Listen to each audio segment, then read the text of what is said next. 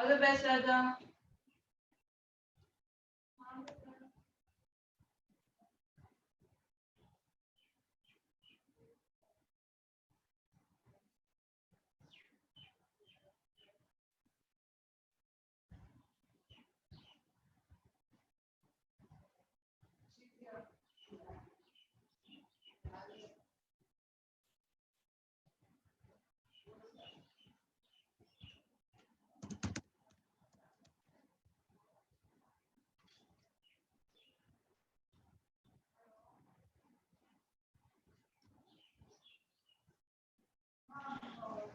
Hi, Varun. Morning, sir. Okay, so just quickly checking the YouTube. It's on. I'm going to send you the link just now. Okay. Okay, so you could just forward that as well. I'm putting it on my Facebook as well. Okay. Okay. Thanks.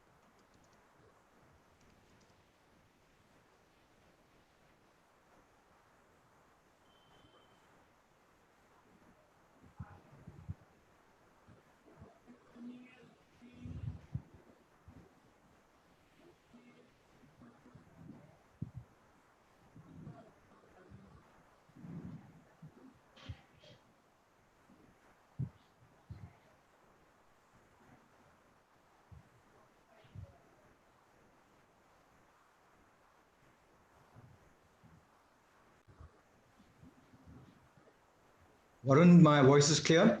Yeah. Okay, great. Let me just quickly do a test with the mic.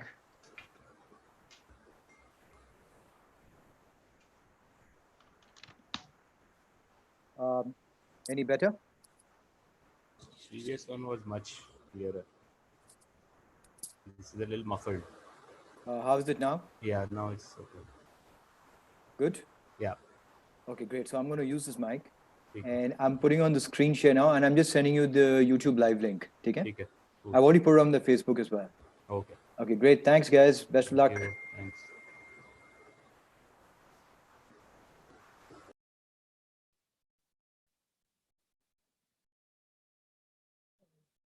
Varun, can you hear me? Yes, I can. Is the screen clear? Yeah. The slide is clear? Yeah. Okay, great. So 11:30 we begin the chat. Maybe 11:29. Okay. Yeah. All right. Thanks. Thank you.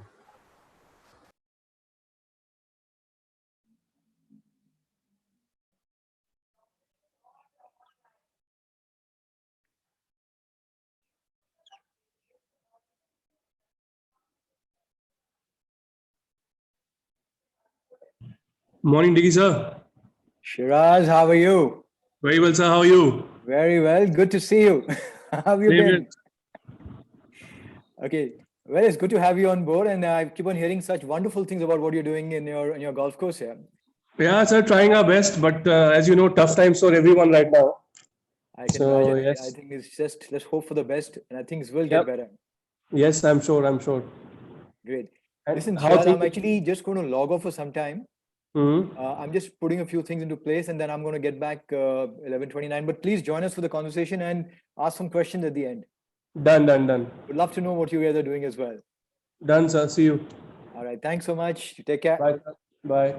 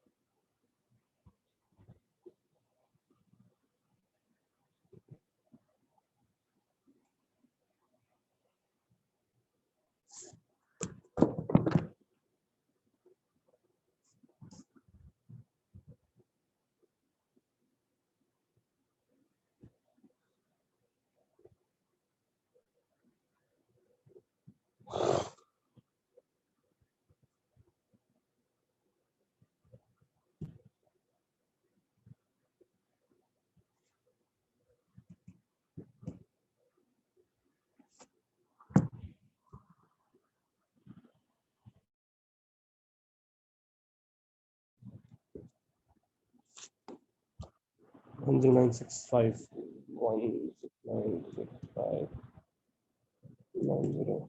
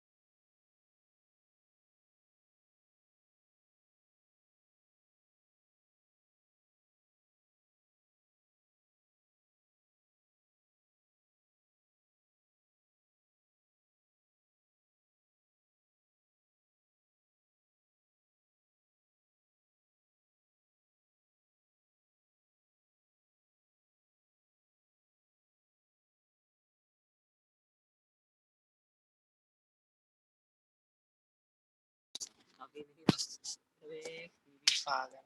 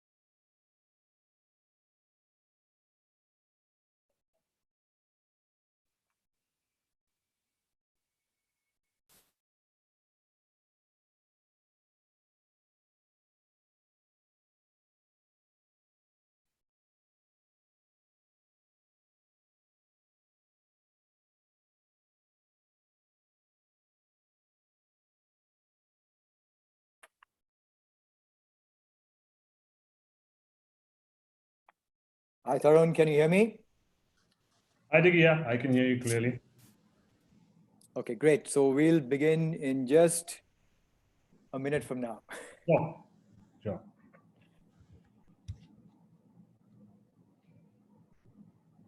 I think it'll take a few minutes for people to get in. Yeah, I think they're joining through YouTube as well as Zoom. That's right. Yeah.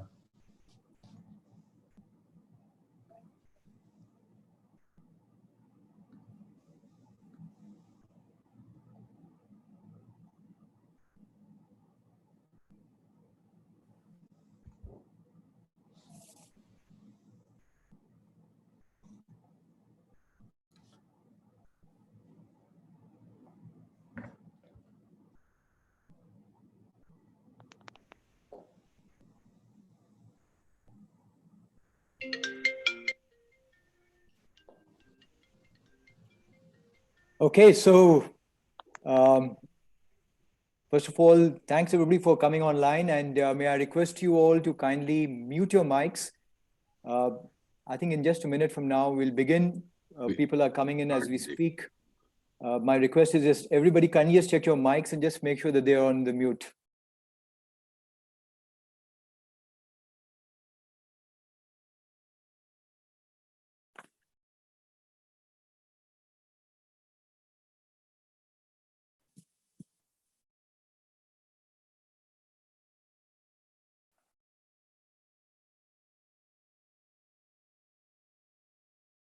Okay.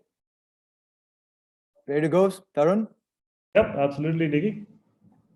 Okay. Welcome everyone to the Knowledge Mine. I am delighted that we have one of India's finest coaches and instructors here today. I'm very thankful to Tarun for agreeing to come and share his time and the wealth of knowledge that he has for the benefit of everyone. And I want to thank all the participants also who have made the time to be online. I can guarantee you there'll be a wealth of knowledge to be gained. And as you know, the objective of these talks is to mine information, mine knowledge, which can benefit everyone. So Tarun, thanks very much. Thanks, Diggy. Thanks for having me on. I think I've watched all your talks and I'm really delighted to be here. I think your talks have been the most informative. I've learned a lot as well. I think how you've conducted these sessions has been amazing. So thanks for having me here, and I hope to be able to share as much of my knowledge as I can with the golfing world. Thank you so much, Tarun. That's sweet of you to say that. I appreciate that. Ladies and gentlemen, how the talk will flow is that I'm going to ask him a few questions. I've got a full list of questions ready. And you could also post your questions on the chat box. And I will try and weave them into the conversation. And in case we can't do it during the conversation, I'll ask them at the end. Let me just quickly start by telling you a little bit about Tarun.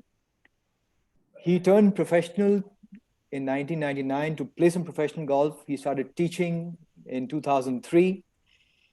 He set up this mouth-watering golf learning facility and academy at the Zion Hills. And that was in 2013. And since then, it's become a residential academy. It's got full-time schooling. And what's most beautiful is that they have a motto which I totally resonate with. It's called "Sport is Education." So we'll hear a lot more about his academy as well. And so the main conversation is about getting some knowledge, but there'll be some history as well. So I'm going to start by asking Tarun. Tarun, tell us, how does this journey in teaching start?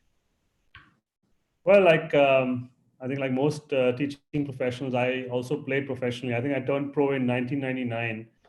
And of course, back then, we didn't have the kind of knowledge that we had today. So I think it was not the best decision to turn pro at that time. But I did it anyway. And in fact, I had one person who actually tried to stop me, and that was Mr. Dilip Thomas, who was in many ways a sort of a mentor. And he said, don't do it right now. It's a bit early for you. But of course, when you're young and brash and you think you know everything, you say, what, I'm going to do this because, I think I'm ready. I was definitely not ready. So turned pro 99. And I think by 2002, I was, I was at a crossroads, I think, because I wasn't really doing well on tour. My game was actually progressively getting worse every year. And that's when I actually met my then guru, Donato Ponziano. and Donato had come into India to coach some of the players as well as train the trainers.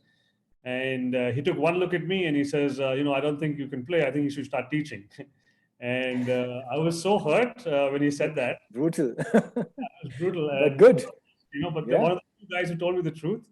And I appreciated that now. And he says, Tarun, I'm going to be doing India's first certification course. Why don't you come and attend it? And and he says the rest is up to you. And I'll never forget those 8 days. It was in Eagleton. I think I sat in the front row and I was transfixed to the screen. I was transfixed to his voice. And at the end of the 8 days, I remember when he was talking to me, he says, Tarun, I saw your eyes. He says, I saw your eyes for 8 days. He says, I think this is the route you should go. Well, I wasn't convinced even then, to be honest. I said, yeah, whatever, I'll take the certification, I'll see what. And I started coaching at the KGA and, developed, I realized I had a flair for it. I enjoyed interacting with people. I especially enjoyed interacting with junior golfers. And that's how the whole journey, started. And tried to kind of play and teach at the same time. It didn't work out. And, then I had to take a hard call a couple of years later to go full time into teaching. And yeah, I haven't looked back since. I've enjoyed every minute of the journey. I've met some amazing people. It's been a great ride. Wonderful. In fact, I think Donato's done a lot of good things for Indian golf. And I think we were at a camp together with him in Bombay at one point, many, many years back. Yes, But tell me, Tarun, how have you worked towards improving your understanding of what goes into the coaching process? Because one thing is to play good golf, the other is to be able to teach good golf. And there's a difference between instruction and coaching. So how did you go about it? Right. So I've had some good influences, in my career. I think my first big influence was Brandon D'Souza because he took me on, as a student, but he was more like a mentor. And I think I learned a lot from him, especially the gift of the gab. I think he's great at speaking. It's brilliant. Absolutely brilliant. But he taught me a lot about life as well. I think that's so important. And I also then realized that, that's what really coaching really is. My playing career wasn't the most successful. And I think Brandon also at that time was starting out Tiger Sports. So he was a bit busy. And but we had a great time. 2 years, I learned a lot from him. And, between 2003 and 2007, when I got my certification, I just taught a lot. I just stood on that driving range and I taught and I was troubleshooting. I was making a lot of mistakes. I know that I had a lot of bakras who I could make the mistakes with, and we all do that as teachers. And but those 4 years set the foundation for me. And then 2008-9, I met the TPI gang. We did the TPI certifications. And 2011, I think when Sharmila, who was my student at that time, qualified for the European tour, I started traveling with her and I began to kind of see what's out there in the world of coaching. And thanks to Dilip Thomas, I went and met Phil Kenyon for putting. I went actually with Sharmila to kind of work on her putting, and I saw his indoor studio and I was amazed. I was like, I want this. And the funny thing is I've recreated exactly the same studio at my academy, similar. And I began training with Phil Kenyon for putting at that point. And then through the years, I've gone and met a lot of great coaches. Phil Kenyon, I've done my certifications with him. Andy Plummer, who is my current swing guru, the stack and tilt system, and James Ridyard for short game. So I do a lot of traveling. I do a lot of reading as well to try and keep up with what's going on in the world, because everything's changing. And how research is really going deeper and deeper. It's amazing how you have now specialized coaches. And when I first met Phil Kenyon, and I was amazed to hear that he only teaches putting, but there's so much to putting. It's amazing, And then when I met James Ridyard last year, he teaches only wedge play. And I did a 16-hour seminar with him purely on wedge play, and realized that wow, there's so much more to just this. So there's so much out there. But again, you got to learn how to distill it and kind of give it to your students, and that comes through experience. But the learning never stops. And, for me, it's attending these seminars, traveling as much as I can. And, there's one thing that I also must point out, that I learn a lot from my players as well. All my good players, when I watch them practice and I actually ask them, why are you doing a certain thing this way? Because not all of them really listen to you, right? Or do things the way you want them to do it. And as a coach, I've learned to kind of step back and learn from them and say, why would Viraj play a bunker shot like this? Or why would Aryan, play a chip shot like this? And that kind of enhances my learning as well. So it's both ways. They learn from me, I learn from them as well. Wonderful. Very nicely said, Tarun. The fact that you learn from your students, I think it's a wonderful state of mind to be in, because the more you learn, the more you're also able to share. But tell me, so how did this idea of creating this fabulous ecosystem, the Tarun Sardesai Golf Academy, come around? So it's been a long time dream, Digraj. I went to boarding school, and I was in boarding school for 5 years. And I think what I gained from boarding school, those were the best 5 years of my life. It was a regimented life. It was a routine life, and there was a lot of discipline. Now, I went to boarding school as a very mediocre student, very mediocre at sport. But by the time I finished in boarding school, I was the captain of the cricket, hockey, football, tennis, table tennis team. I was coming first in class, getting 90s, and I wasn't breaking a sweat. And I realized that it was just that environment that brought out the best in me.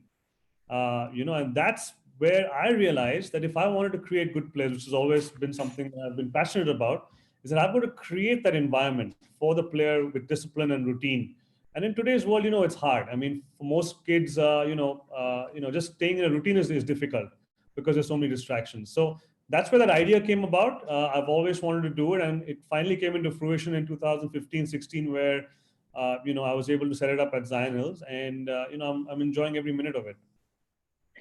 So tell me, I mean, you've created a model coaching ecosystem, I would call it a model learning ecosystem. Very nicely put that, how school was able to bring in the best out of you through rigor, discipline, and many things. Tell me what makes TSG Academy so special? Yeah, I've been able to create a similar environment that I had in boarding school. And so number one is discipline. And today, if you want to be a world-class sportsman, you've got to be disciplined. And, today, a lot of kids who are in their teens are not very good with following rules, are not very good with following their routine. But, when you're in an environment that has a routine set out for you, laid out for you, and there's a bit of discipline involved, I mean, magic happens. And some of my top players, when they came in, didn't like the routine too much, but they've seen what it's done to their games. So one of the most important things, I think, is, you're rubbing shoulders with the best of the best day in and day out. They are all of a similar mindset. They're all waking up at 5:30 in the morning. So if you don't get up in the morning, you feel left out. If you don't hit your gym session, you feel left out. There's a lot of competition. Elite players are competitive by nature. So if you go to the gym and someone's bench pressing 70 kilos, the other guy's saying, I can do 85. And they're pushing themselves. We play table tennis every now and then. And even on the table tennis table, there's so much competition. So I think this whole environment is nice because one is it's away from the city, and the nice part is there are no distractions. So in boarding school, I think it's not allowed to actually leave campus. And today, if you tell a kid you're confined to one campus, they're going to say, hey, what? That's not possible. I need to go out to the city. I need to go to the malls. But that's what we've been able to create here. So even when our professionals come in, like Viraj and Trishul, it's funny because they don't complain about not being able to leave the campus, and they're working hard. It's a tough day. The other thing is, I feel that what we've got here is there's no time wasted. We're able to use the day more effectively because the kids don't have to travel 1 hour from home to school and then 1 hour back, from school to home, and then 45 minutes to the gym, and then another 1 hour to the driving range. Everything on this campus is a 2-minute bicycle ride away. So the kids are able to, they use their time much more effectively. And the other thing about Zion Hills, I think the management is fantastic. They let me do whatever I want to do at the academy. And that's why I've really benefited because... I think it's wonderful, Tarun. Yeah. And they let me do what I want to. I think every coach needs to be backed by a world-class facility. And I feel that's been a big blessing for me because Zion Hills, I hope you visit someday, is absolutely fantastic. We've got the best greens in the country. We've got one of the best driving ranges. We've got 50,000 square feet of short game area to practice. It's nothing short of like I would say a mini paradise. And another thing that we've also started this year is within this environment now, we're starting to train the new coaches. So we've also got a coach internship program happening where coaches actually get to do hands-on learning. So all of that put together, I think this whole ecosystem of education, not just in learning golf, but learning how to teach golf as well, is to me my dream coming to full fruition. Wonderful, Tarun. We wish you all success because, frankly, it's the first of its kind in the country. And I hope many more people get inspired by what you're doing and replicate it across the country because that would be a boon to Indian golf for sure. I think so too. I think we have so much potential, Digraj. You know it. You yourself run a junior program. You're seeing the talent out there, even in Mumbai. And I'm hoping to work together with you, on that in the future. I know we've spoken about it the last time I was in Bombay as well. Yes, most certainly. And I think that if we had a system, if we put a system in place, a proper system in place, because we have to face it today. Education is a limiting factor. The education system, not education itself. Today at my academy, the kids go to school for 3 hours a day, and it's not that they're not getting educated. You don't need to spend 8, 10, 12 hours a day in school if you're pursuing, a sport. And like I said, sport is education itself. It teaches you so much. And I see the future of our sportsmen going through a system like this. Whatever they take up in life, because of their disciplined lifestyle, they'll do well and they'll be successful individuals. Whether they make it as a golf professional or not is a different issue. So I think definitely I'd look forward to more people taking up this mantle. And I'll tell you, it's not easy. I have to tell you that taking care of kids, we have 31 kids at the academy, and it's a full-time job. We're working, we're on our toes 24/7. Kids have issues. We're taking care of boys and girls together on the same campus. Thankfully, we've built a wonderful team so that we can kind of rest easy and not worry about it. I've got a great coaching team. I've got a great team who handles the students and player management. I've got a great sports science team who handles their fitness. I've got a great nutrition team who handles the nutrition. So I really can focus purely on the golf side of it. But yes, when you do it, it requires a lot of commitment. And I'm hoping that, in the future, we see more of these. I would love for there to be one in every zone. And if just imagine if we had 75 players in each elite academy in every zone, we won't have just one Anirban Lahiri out there or one Aditya Ashok out there. We'll have 20 of them out there. And then you're looking at a realistic chance at a major championship. Right now, completely agree, yeah. Right now, it's all on Anirban's shoulders, or Aditi's shoulders, or maybe Shubhankar's shoulders, to go out there and win that major. But there's so many young guys with potential now. They just need a little bit of a push and the right kind of an environment, and they'll get there.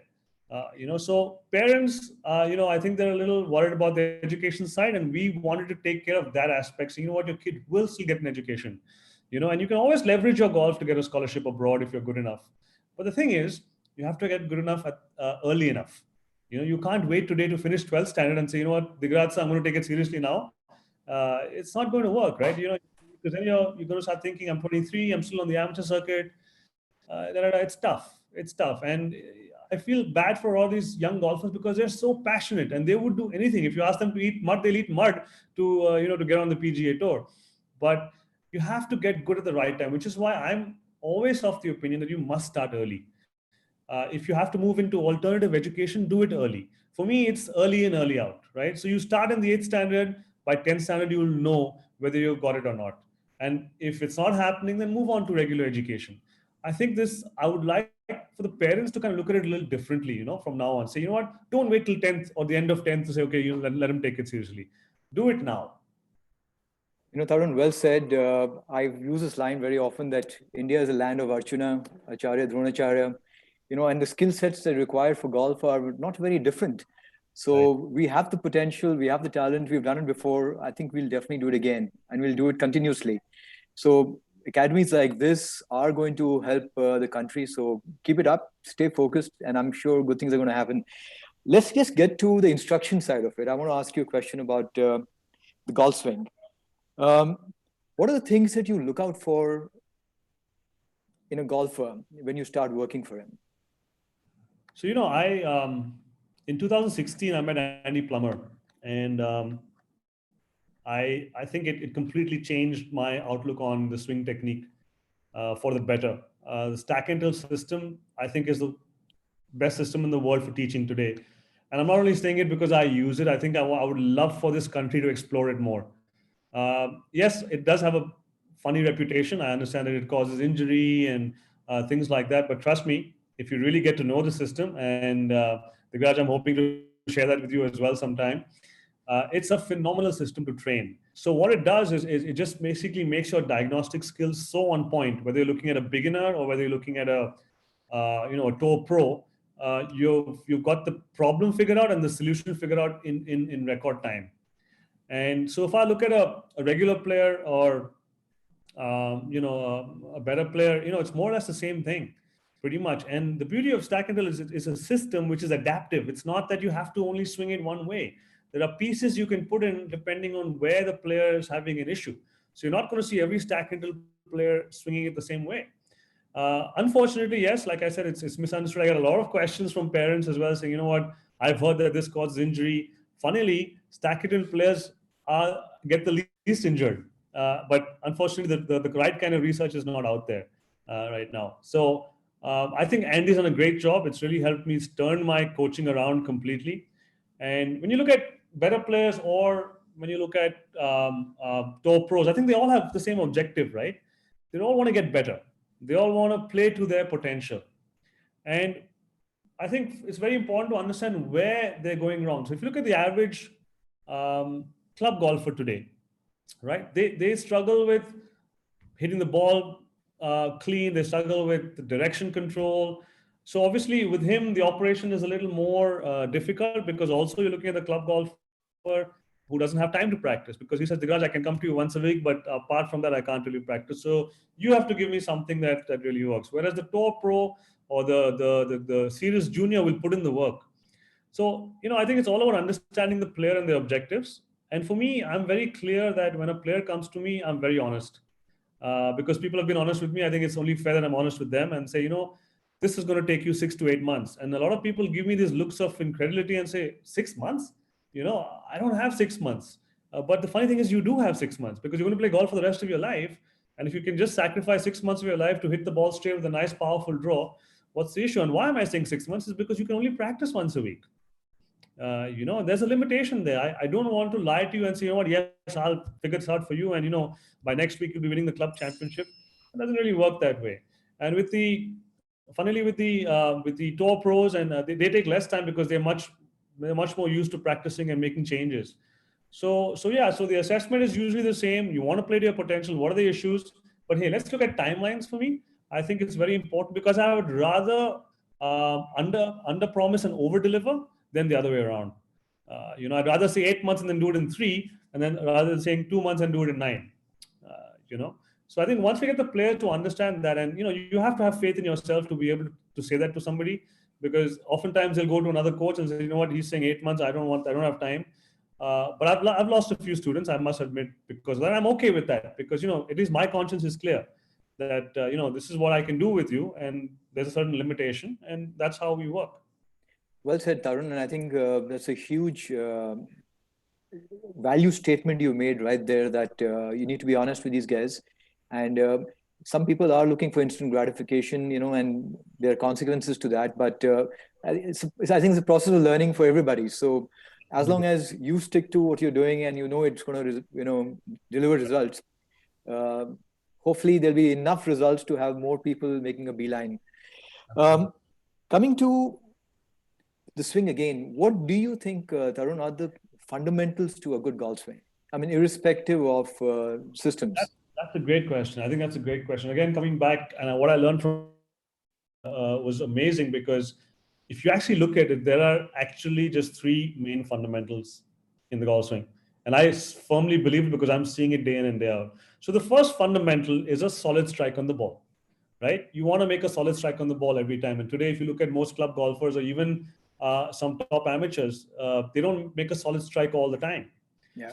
Second fundamental is power. You have to have a swing that generates power. Otherwise, you're not going to be able to play and enjoy your golf. You want to be able to hit that drive long enough, or at least to your potential. I mean, you have guys who have the capability of hitting the ball 270 yards, but because of poor technique, hit it about 220. Right? And the third one is just curvature control. The thing is 3 fundamentals, and you look at the grip, you look at the setup, you look at the ball position, which are termed as fundamentals today. I don't believe they're fundamentals, to be honest, because every top pro has a different grip. Look at Dustin Johnson and look at Tiger Woods, and you see, and every player has a different setup. Every player has a different method of aiming. So those are actually variables. You can't really call them a fundamental if everybody has something different. So for me, the three commonalities between all these good players is a solid strike on the ball, right? Curvature control and power. And if you have all these three things, right, you can play golf at pretty much any level. Now, for me, when a player comes in, be it a club golfer or an amateur or a junior or a touring pro, I look at the three fundamentals first.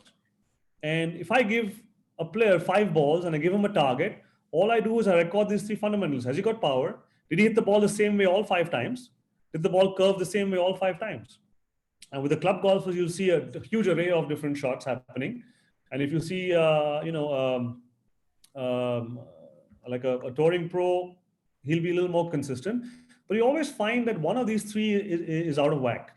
And for me, any good lesson, and what also the stack and tilt system has taught me, is that any good lesson has to touch upon one of those three fundamentals. If I say, you know what, you should finish in this position, but it doesn't affect the strike or the curvature control or the power, it's not a good lesson, right? Because the player hasn't got anything out of it. He's looking better in the follow through and he's looking much prettier in the follow through, but he hasn't really improved as a player.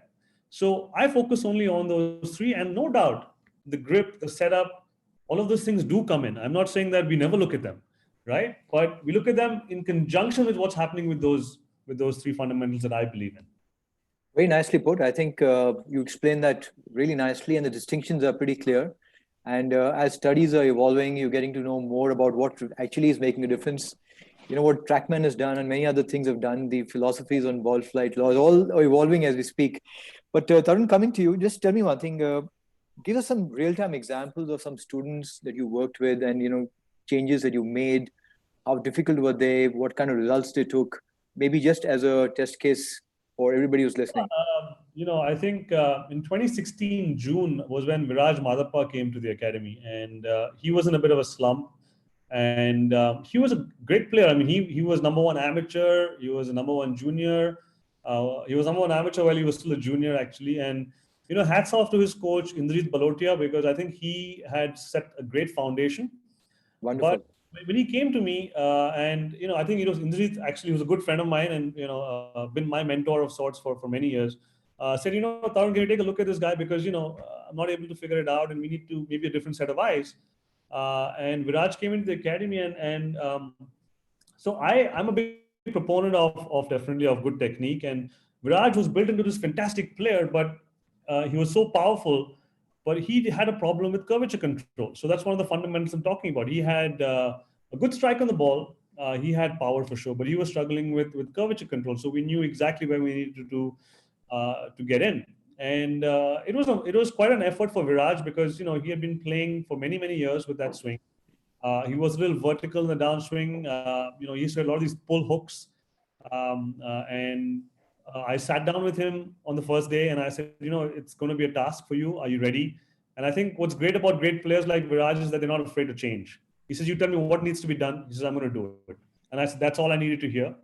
And it took us a good, I think a year, a couple of years, because in between he also went to the US on a college golf scholarship, and then came back because he really wanted to work on his game, and wasn't getting the time to do it in the US. So we got him to a stage where his club face control was much better. And if you look at most good players, I think it's the club face control issue that goes off. The path remains the same more or less. The club face control goes out of whack. And we really worked hard with Viraj, because Viraj had very, very, very fast, powerful hands, right? But he had a lot of face rotation through impact. And that led to a swing which was very timing dependent. And what we don't want is a swing that's very timing dependent at that level, because you could go from day one hitting 15 greens to day two missing all the fairways and all the greens because your timing is off. So we built his swing up from pretty much from scratch, and hats off to him because he worked really, really hard. And and then I think in August of 2018, he won the Take Solutions Masters in Bangalore. I think became the youngest Indian to win an Asian Tour event. his swing wasn't even at 100% at that point. It was probably at about 60, 70%, but he had reached a certain level of consistency. And most importantly, he had understood his own golf swing. And for me, that's very, very important for the player to understand their own golf swing, to be able to troubleshoot themselves and talk to me like they're a coach themselves. So Viraj today will call me and say, you know what, I think my club is still a bit shut at P6, or I'm laid off at P4. So we're talking the same language. It's very nice to hear. So for me, that was most important. But hats off to Viraj. And another good example would be Aryan. Aryan, I've worked with him for many years. But he had this problem again of the block right and the hook left, which is a very, very common issue. And we worked really hard to get his swing more, I would say, more connected and more on the grid. The grid is again a stack and tilt term. It basically swing more on that circle. And we worked really hard on that. And I think he's seen a lot of success with his All India Amateur win this year. And I think he's definitely worked a lot harder because he's not a very powerful guy. He doesn't hit the ball as far, but he's got a great short game. And the thing about these good players is they respond really well to instruction. Once they trust you, of course, you've got to build that trust initially. I'm sure that's important, but they respond really well. So for a good player to kind of change their golf swing takes very, very little time. It just takes a lot more work, which they're willing to do anyway. And Aryan's been one of my, because he was, he's had a great run as a junior, just like Viraj. But I think in the middle of a couple of years ago, he had stagnated a bit. And that's the time we decided that because, he loves to compete. And because he loved to compete, it was tough to change his swing because he was always traveling. So I had to kind of get him to sit down and say, Aryan, we need to also focus on your technique a bit. To which he responded. And, today he's the All India champion with a record of having won the stroke play and the match play in the same event, which I don't think anyone's done in the history of the event. Wonderful. In fact, I quite like the way you acknowledged Indrajit Bharotia for setting the foundations for, and then seeing the way he's evolved, acknowledging that as well, and the process of journey and the process of growth, because eventually, I think it's beautiful because that's the way the ecosystem can support each other and help a player achieve his potential. So very nicely said. And but coming back to you yourself, how is your? I mean, you've said very clearly that how your teaching philosophy has moved towards the stack and tilt. But how did you begin with? Because Donato was more traditional, more Ben Hogan, and more fundamentals. Just tell us a little bit more about that journey of shift. Because a lot of players are succeeding with that too at the moment. Yeah, absolutely. And the funny thing is that the players who are succeeding, though, if I were to break down their swings for you, they've all got elements of stack and tilt in there, right? And the beauty of the stack and tilt community, there are 400 of us all over the world, is that we're discussing things every day. We're discussing players, we're discussing swings, we're discussing anatomy. And the thing is that every swing we break down has got elements of stack and tilt in there. So if you look at even Andy Plum, and I've had some really good times with Andy Plum, and what a great guy he is. And we sat down for a drink some time back, and he told me his story. And, if you look at even Sean Foley, for that example, Sean Foley used to call Andy Plummer every week because Sean Foley was actually, I would say, just shadowing Andy Plummer when actually I think Sean O'Hare came up to him on the range and, Andy didn't have time. So Sean went and started coaching him. So all of these coaches today actually are imbibing elements of stack and tilt. And I can't go into detail about it, but primarily it's how the spine moves in the golf swing, the extension, the rotation, the side tilting. And this is what Andy and Mike actually figured out, quite some time back. So the players who are successful today are, if you look at it again, you look at the three fundamentals, they're all adhering to those three fundamentals. They can all hit the ball well, they're powerful, and they can control curvature. But a lot of how their body moves is actually stack and tilt. And because I'm a student of stack and tilt, and it's because I'm an instructor in stack and tilt, I can actually see these things. And I'd love to someday sit with you and actually, Digraj, show you some of the top players who actually, imbibe all of these, whether it's a Shubhankar Sharma or whether it's a Tiger Woods. They all have elements of it in there. And that's what's so great about the system is you don't have to be a pure stack and tilt player, But yes, starting with Donato was more traditional. I learned a lot by just watching him teach. I learned a lot from Brandon. I learned a lot from you, Digraj, because I remember we spent some time in Bombay as well. I learned from Ajay Gupta and, tried to put it all together. And in the end, did my own research. To be honest, in my initial stages, there was a lot of trial and error. And I evolved because, I began to study the swings of better players and compared positions, which is what I learned. And I started to see some differences, although I couldn't explain them, right? I began to say, you know what, I need to see you more here because let's say a Justin Rose is here at P7 or P5 or whatever it is. And I evolved myself through talking to other coaches. When I traveled with Sharma on the European tour, I got a chance to meet a few coaches, watch them teach their students on the range. I actually spoke to a few professionals, and I had the great opportunity of meeting Arya Jutanugarn. She is an LPGA player, a major winner, and we actually played together because I was caddying for Sharmila at the time. We played together in Morocco in the qualifiers, and I had a chance to pick her brain on what she works on in the golf swing, and all of it was pretty similar stuff. And to really strike the ball well, you need to have a stable hub, right? You need to have a very, very stable hub. And that is what Stack and Tilt is all about. But how do you create that stable hub is what Stack and Tilt broke down with how the spine actually has to move. So yeah, we spoke about not swaying or whatever, but we used to all still teach the spine still being in flexion. I didn't even know that until I met Andy in 2016. And the funny part is when I came back in 2016 and I just went to all my students, all 30 of them, I said, guys, this is how we're going to do the backswing right now. And everyone looks at me and is like, oh, you're going to learn something new and I'm just going to throw it at us. It was a strange period in my life because they're all looking at me, including Viraj, including Trishul, and saying, he's come back from Stack and Tilt, now we're becoming Stack and Tilt players. But the funny thing is, every player within 3 weeks was hitting that ball like they've never hit it before.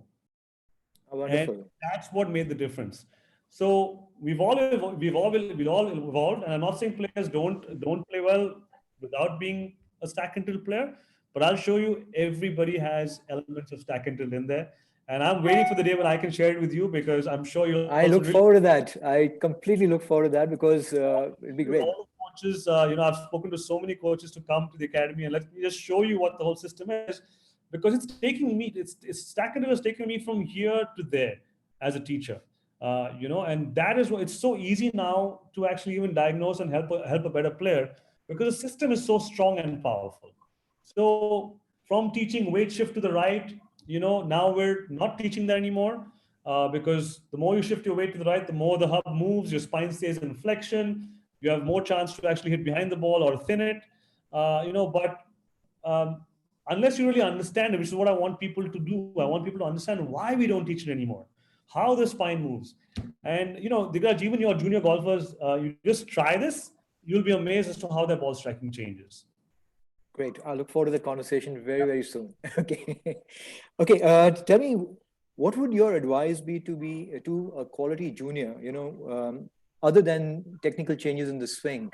I mean, how do you go about the entire process of creating a golfer? Right. I've had a lot of success with the juniors, right from Aditi Ashok.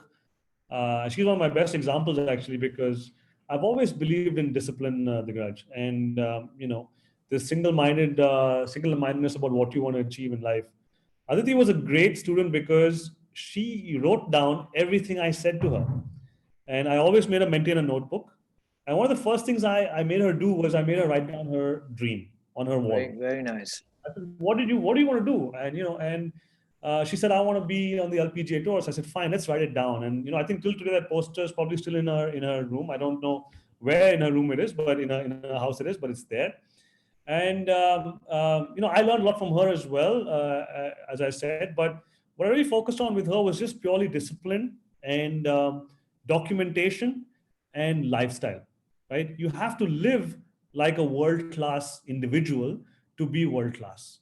Very nice. How you eat, how you wake up in the morning, how you think, and never lose sight of the big picture, right? So I remember Aditi went through a lot of turmoil when she was maybe not selected for certain national teams, when she was passed over for scholarships. And I would sit down with her and say, never lose sight of the big picture. You're going to be on the LPGA tour. Just let's forget about everything else. And the funny thing is that she was so meticulous at that point. And I'm always been a big proponent of being organized. So I introduced her to a fitness trainer called Nicolas Cabaret, who was a French trainer who was in Bangalore at the time. I made her write down every single lesson that we had, which she did very diligently. She recorded all her stats because I had actually created my own statistics program at that point because I love data, right? We're a very data-driven academy even now. She would actually call up her parents from, let's say, Malaysia or somewhere to enter the data because she didn't have internet access over there. And the funny thing is, because she was so organized, she would catch me sometimes, because if I told her something, she would open up a notebook and say, you know what, sir, 2 years ago, you told me something different. And I have it here on record. And that kept me on my toes, But it's just, for me, juniors is about lifestyle. It's about sacrifices, all of which I think Aditi, and she went through a lot of hardship through her life as well. We saw her going through a lot of issues, but she came through, I think, really, really well. She was super disciplined, and her life outside of golf was very, very, very good. Today, I would advise any junior to see how they can live better, sleep better, eat better, think better. The problem is that outside of golf today, a lot of these junior golfers have other influences. They have their school friends, and they have, which is fine, which is all fine. But the problem is that not everyone is going to understand your journey. So if they've got a birthday party to go to, they're going to say, hey, why don't you come along? We'll be done by 2 a.m, and you can go and sleep as much as you want the next day, not realizing that you're going to lose a day of practice, or maybe even 2, because you're groggy the next morning, and maybe it affects the way you think even the morning after.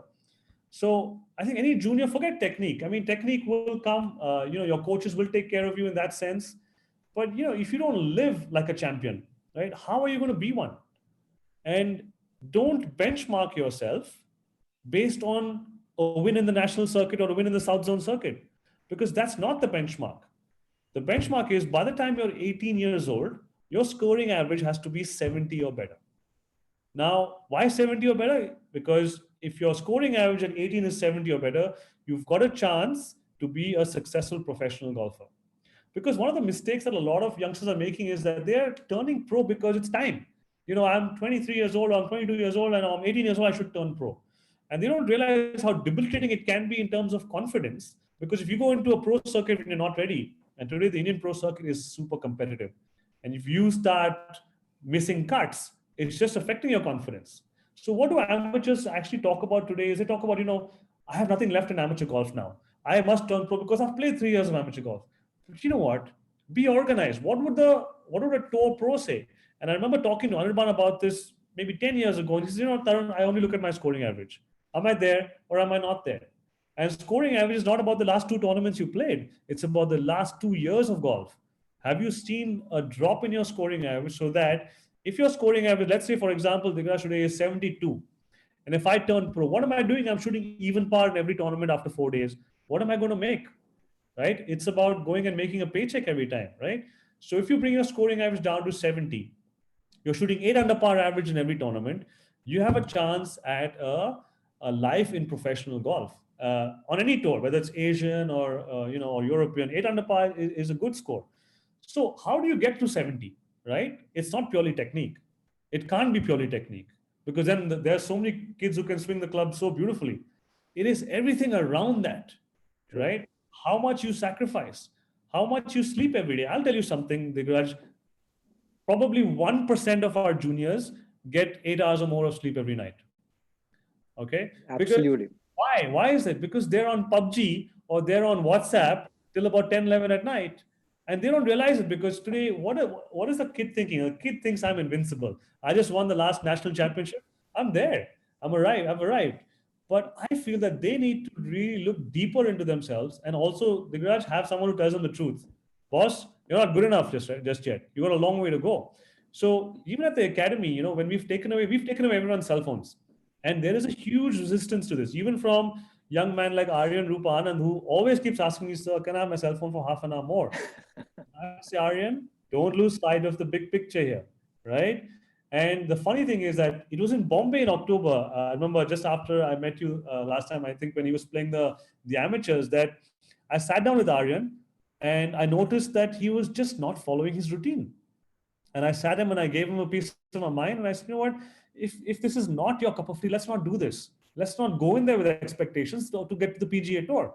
And I think that conversation really hit him. And from that day, he followed every single process that we put down to the tee. He won the very next week and won the All India Amateurs. So today, kids will be kids, right? And that's why people like you, Digraj, are so important in their life, is because you've got to tell them the truth. You've got to say, you know what, you shot 4 and 5 over par and you won this East Zone Championship, but that's nothing, right? You've got a long, long way to go if you want to be on the PGA Tour. Because today, Digraj, for the kids, what is their favorite statement? I want to be like Tiger Woods, or I want to be on the PGA Tour. Now, I think it's up to you and me and coaches to explain to them the gravity of that statement. You're saying you want to be a PGA Tour pro. Great, that's fantastic. Tell me, can you give up your cell phone for 10 years? And they look at you like you're mad. They're like, why should I give up my cell phone? What does that have to do with getting to the PGA Tour? The funny thing is that the kids at the academy today, because they don't have the cell phone, they've started reading books because they've got no choice. They've started sleeping more because they've got no choice. They've started focusing better in practice because they know they can't immediately open the golf bag and look at a cell phone and see how many messages they missed, right? It's magical. So if our youngsters today can really understand that technique aside, learn how to live like a champion, right? You will get there, right? If you can just do that. And how do you live like a champion? Talk to your coach. What do I need to do? Talk to your fitness trainer. What do I need to do? Talk to anybody who's been there already. Talk to Anirban Lahiri. Listen to his conversation. That's all it is. And if the players can transcend themselves to that level of living, India is going to see 10, 20, 30 major champions in the years to come. Today, it's a little too easy, right?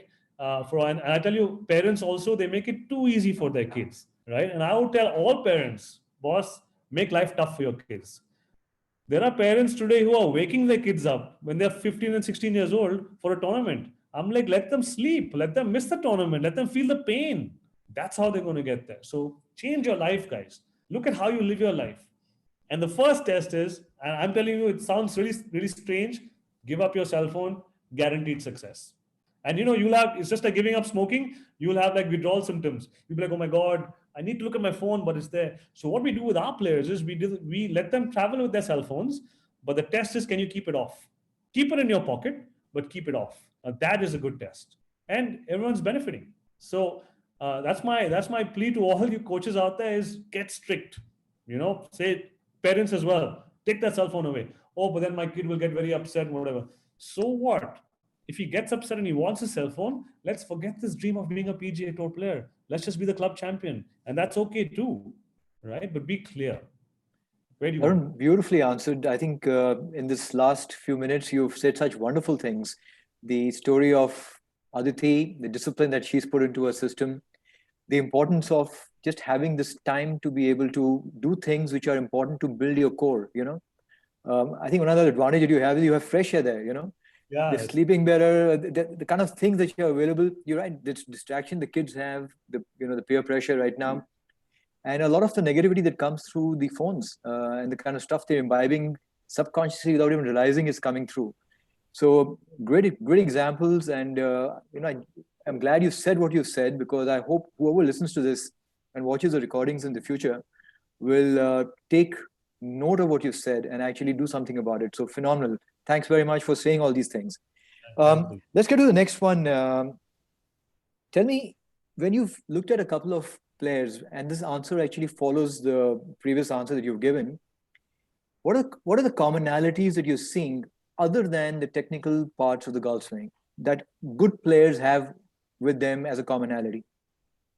I can talk about the players that I've worked with, and from Aditi to Aryan to Trishul to Viraj, to all the good players I've worked with. And I think the one thing they all had for sure was discipline, right? And they, whether it was, and if they were told to do something, it was done.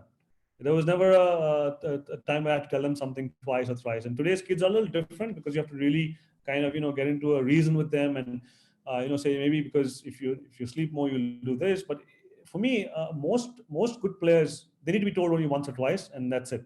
It's part of their life.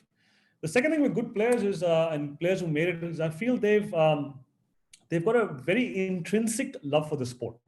So what I mean by intrinsic love for the sport is that there's no, it's not that I'm not playing golf because I want to drive a Ferrari. I'm not playing golf because I want to someday, have a huge mansion. I'm playing golf because I love this sport so much. So when you love the sport so much, they love practice just as much as play. And that's the thing. And so when you see this, when you tell them to hit 500 balls, they're happy to hit 500 balls, right? And the other thing with these good players, I would say, is that they have immaculate short games and they give their short games enough importance.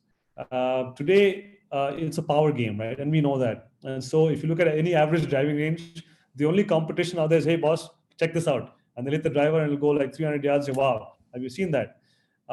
Nobody's going to say, hey, you know what? I'm going to hold 3 chips out of 5. Come on, let's go to the chipping green. No one's really saying that, especially as juniors. So love for the sport, but a much deeper love for the short game. And any good player, if you talk to them, all their games started from around the green. And if you look at Viraj, who's one of the guys I've seen who's got a phenomenal touch around the greens, I think he grew up around the greens. And if I ever want to embarrass myself, I just go and have a chipping competition with him because I can't even get close. And I'm not bad. I'm fairly good. So these 3 traits, I think, are very, very critical for you to be, a great player. And I see that a lot. There's a lot of these guys. So when a kid is younger, it's best to actually get them going with this thought process early on. And that's why I love to start kids much earlier on, because if we start kids, if I went to boarding school in the 6th grade. So by the time I was in the 10th, I was super disciplined as a human being, right? So if we can get kids into this disciplined lifestyle early on, right? You're going to see magic. And India, we're going to produce golfers in the future for sure. Like I said, our physique is built for golf. I really don't see our physique built for singles in tennis or seeing any of our guys playing for Manchester United. I see us winning a lot of accolades in golf, and I think we're in a great time in India right now where sport is on the up and up. I know it's a bad time right now with the corona, but I think a lot of parents are also more open now to their kids taking it up seriously. You have kids who are 9 years old who are telling their parents they want to quit school and play golf today. So becoming a champion, I feel, if you really love the sport, and that's what we as coaches also should do, I think, Digraj, is to just develop that love for the sport initially, and if we can do that, we have golfers for life, for sure. We have people who are going to be active for life, and then we have future champions as well. Very nicely said. I think the way you summed up the 3 critical, fundamentals to all these good players have, discipline, love for the sport, great shot game. And the interesting thing is, Tarun, I've spoken to so many people recently and in the past as well. They all resonate with exactly the same things. And one of the things which, you've already answered it, but what I see is a lot of kids thinking only that hitting balls is the answer to becoming a good player. And it's only the golf swing that makes everything happen. But, many players have said that's maybe only 10 or 15% of the game. The balance is what's happening around it.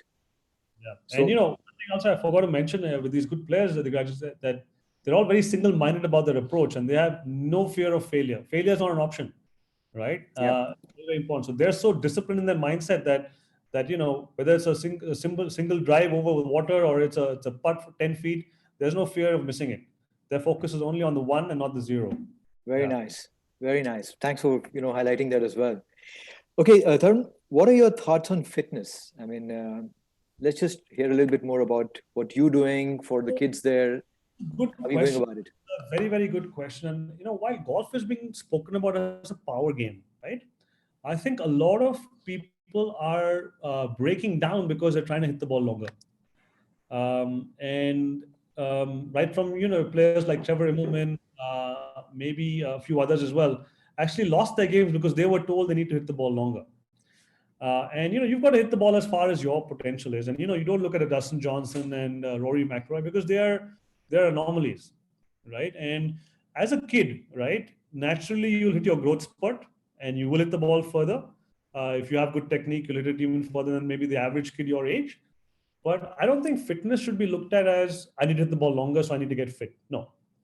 Fitness to me is very, very simple. Right? You want a 30-year golfing career if you want to be a pro golfer.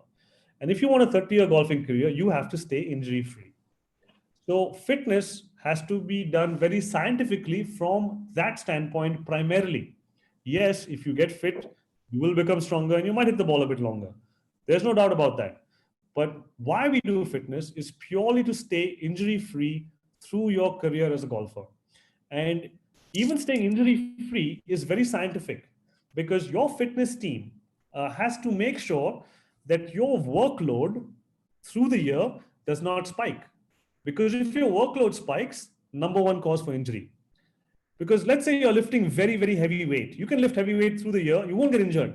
But if you're lifting heavy weight and then you suddenly start lifting lighter weight for about a week and then come back to heavier weight, that's where the injury happens. So your fitness team is critical. And that's why I always say, always build a great team of experts around you, is that your workload has to be monitored, right? And if your workload is monitored correctly, you're doing the right kind of things, yes, you will get stronger. When you're on tour, you have to maintain. But the key about fitness is that why we do it is to stay injury free. You want a long career. Today, we have kids like, even if you look at Shubham Jaglan, is struggling with back injuries. You have young kids who are 15 and 16 who are struggling with back injuries. That shouldn't be the case. So my thing would be, don't wait for something bad to happen to get going with your fitness. Right? Fitness should be a part of your life if you want to be a great golfer. But scientifically done fitness, not just go to a gym and lift weights. And a golfer's body is different from a tennis player's body, is different from a cricketer's body. If you want to build that beach body so that you can take your shirt off and go hang out and go out on the beaches, that's a different type of fitness altogether. So that's not what you should be looking for.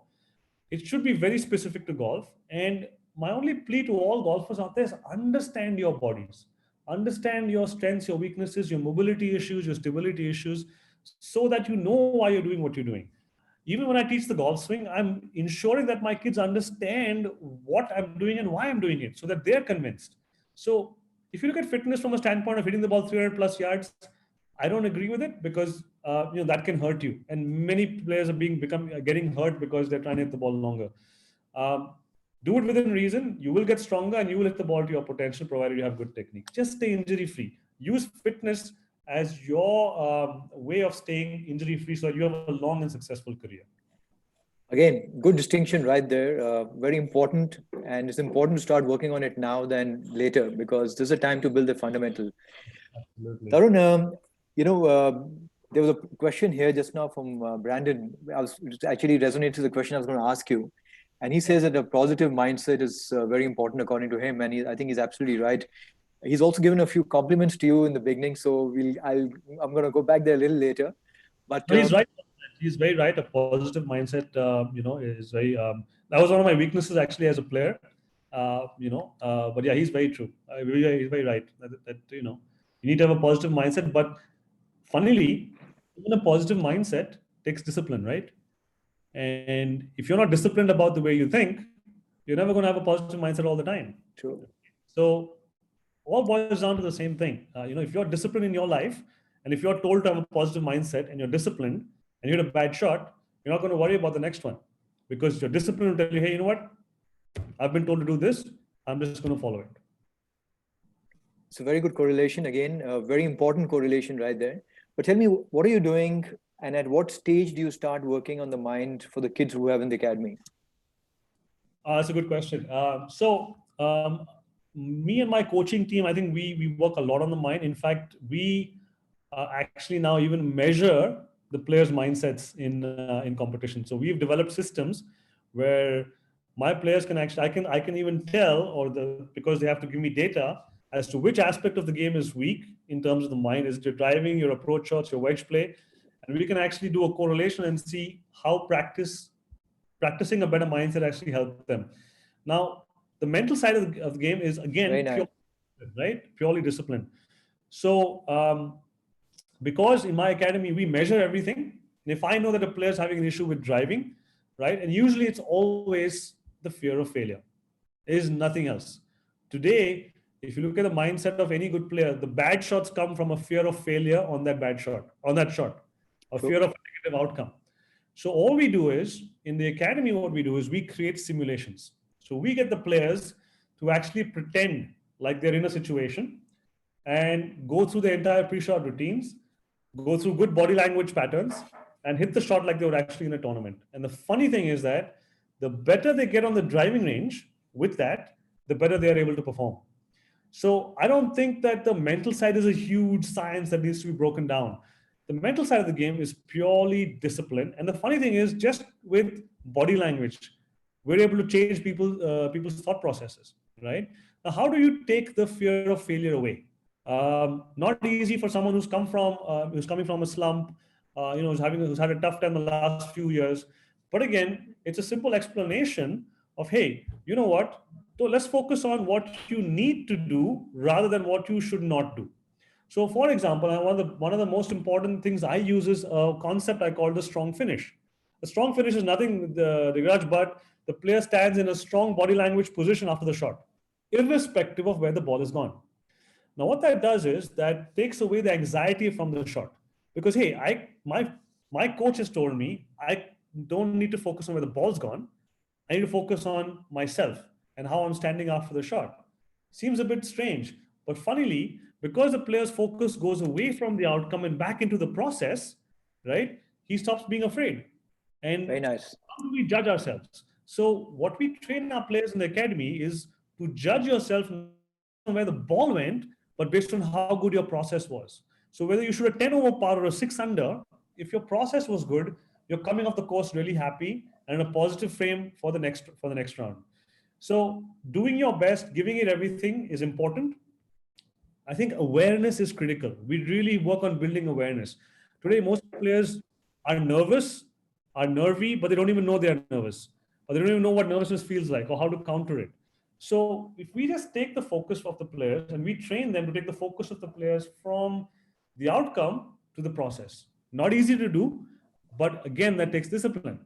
My coach has told me to do this, so I'm only going to do this. So we actually use tournaments for this. Now, most players go to a tournament to win, to do well. Fair enough. But our players go to a tournament to test. How good are my processes? And how good would I rate it after my tournament? So we do a tournament debrief after the tournament's over. Were your processes good? Yeah, I know you played 27 over par. Were your processes good? Yeah. Was your body language great? Yes. Then we've achieved something. Because then that 27 over is going to be a 5 under in 5 years. But if you shoot 5 over par with poor processes, right, hitting the ball, being scared of the outcome, but just managing to make chip and putt and shoot 5 over, you have no chance in the future. And that also reminds me, I remember when Aditi was about 9 years old, we were playing in KGA. I was there with her dad, and it was the 5th hole in KGA, and she hit a drive, and then there was a water hazard in front. It's a par 5. And her dad said, Aditi, just play safe, play it short of the water hazard. And I said, Aditi, you will never do that ever again in your life. And I called the dad aside, and I called her dad, and I said, Ashok, you are never going to tell her to play safe in her life, because that is not what's going to get her to the LPGA tour. And you know what? He was a good man. He listened. Aditi hit about 3-4 balls in the water. I think the 4th or 5th one went over. And today, I'll tell you, she's one of the most aggressive players I've seen. She doesn't hit the ball far, but every shot is hit with a certain amount of aggression that's unbelievable sometimes. And that's what I feel has helped her get on the LPGA and stay there. So that mindset, that disciplined mindset, you need to first master it on the driving range. And people on the driving range are so casual these days. And that's where we make a difference. So at our academy, players have to document every single practice session so that they know what focused practice is. And the funny thing is, it's taking them 2 hours to hit 30 balls, but it's a real fruitful session.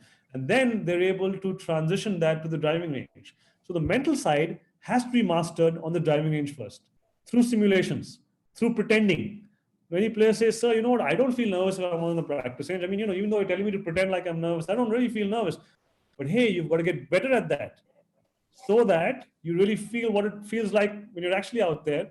And then suddenly the player's on the first tee box, he's feeling all the same feelings, but he's been there before 10,000 times. So it doesn't matter anymore. He's going to go out there and play well. And funnily, Aryan, it's a good example because Aryan is very, very outcome oriented on the putting green.